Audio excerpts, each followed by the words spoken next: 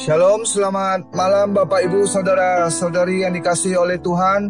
Mari kita mempersiapkan hati dan kita berdoa sebelum mendengarkan renungan firman Tuhan.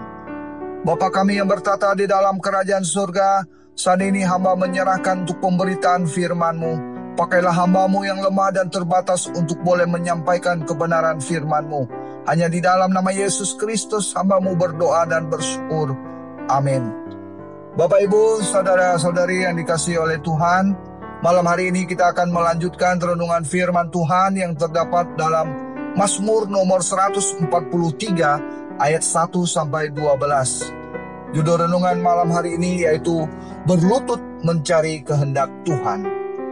Ajarlah aku melakukan kehendak-Mu, sebab Engkau Allahku. Kiranya roh-Mu yang baik itu menuntun aku di tanah yang rata. Mazmur nomor 143 ayat 10. Bapak Ibu, dalam kehidupan sehari-hari, seringkali kita dihadapkan pada masalah atau situasi yang sulit, di mana kita harus membuat sebuah keputusan atau pilihan. Timbullah pertanyaan, bagaimana caranya mengerti apakah ini kehendak Tuhan atau bukan? Mungkin ada yang berkata, aku seorang yang ber-IQ tinggi, bahkan jenius. Jadi mencari kehendak Tuhan adalah hal yang mudah bagiku. Aku berpengalaman, sudah terlalu banyak makan asam garam kehidupan, jadi tidak perlu ngajarin aku akan hal itu. Jawaban semacam inilah yang melukai hati Tuhan. Mereka tidak sadar siapa mereka sesungguhnya di mata Tuhan. Kita ini hanya manusia biasa yang berasal dari debu tanah dan dihembuskan nafas hidup ke dalam hidung oleh Allah.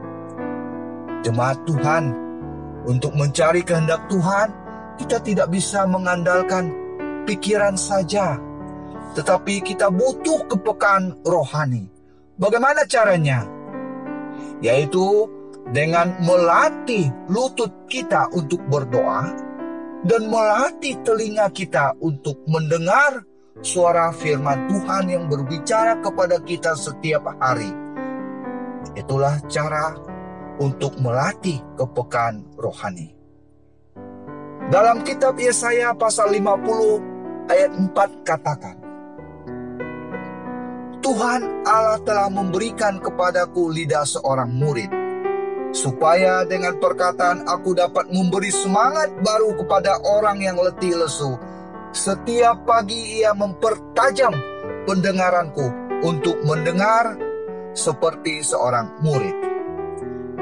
Kalau kita berusaha dengan sungguh-sungguh mencari kehendak Tuhan, maka Tuhan pun tidak pernah kehilangan cara untuk menyatakan kehendaknya dalam kehidupan kita.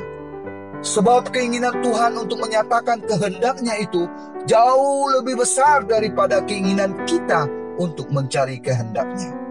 Kitab 2 Tawarik pasal 16 ayat 9a katakan, karena mata Tuhan menjelajah seluruh bumi untuk melimpahkan kekuatannya kepada mereka yang bersungguh hati terhadap Dia. Bapak Ibu, ini adalah janji Tuhan kepada setiap orang yang bersungguh hati mencari Dia. Mintalah maka akan diberikan kepadamu.